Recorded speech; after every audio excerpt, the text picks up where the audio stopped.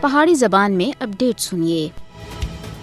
مقبوضہ جموں کشمیر وچ تقریباً 10 لاکھ قابض فوج دی موجودگی وچ کوئی بھی انتخابات آزادانہ اور منصفانہ نہیں ہو سکتے۔ مقبوضہ جموں کشمیر وچ فوجی معاشرے وچ ہونے والے انتخابات ایک دھوکے دے علاوہ اور کچھ بھی نہیں ہے۔ بھارت تا انتخابات کرانے دا ایک ہی مقصد ہے کہ اپنے غیر قانونی قبضے کو مقبوضہ جموں کشمیر دے اندر اور زیادہ ڈاڈا کرنا۔ بھارت مقبوضہ جموں کشمیر وچ انتخابی ڈرامہ کر کے اپنے 5 اگست 2019 دے غیر قانونی اقدامات کو قانونی حیثیت دینا چاہتا ہے۔ انتخابات میں شامل لوگ کشمیریوں دی حقیقی امیداں دے بجائے بھارتی ترجیحات کے مطابق کام کردے ہیں۔ اس دے برعکس APHC کشمیری عوام دی خواہشات دی حقیقی نمائندگی کر رہے ہیں۔ کشمیریوں دے حقیقی نمائنداں کو ظلم و بربریت کا سامنا کرنا پہ رہا ہے۔ انہاں کو شہید کیتا جاندہ ہے یا پھر لمبے عرصے تک مختلف عقوبت خانہ اور بندی خانہ دے اندر قید و بند دی صحبت برداشت کرنی پہندی ہے۔ APHC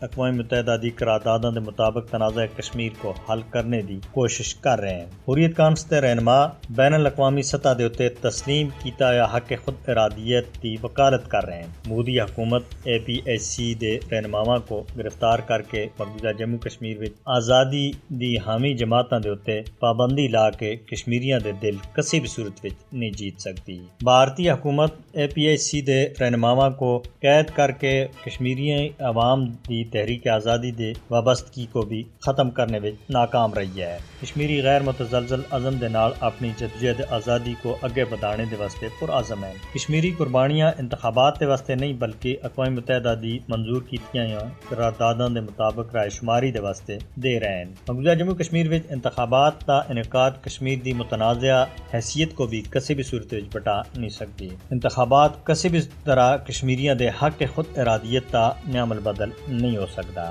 کشمیری عوام انتخابی ڈرامے نہیں بلکہ رائے شماری دے واسطے جدوجہد کر رہے ہیں اور انتخابی ڈرامے کو کلی طور پہ مسترد کر رہے ہیں۔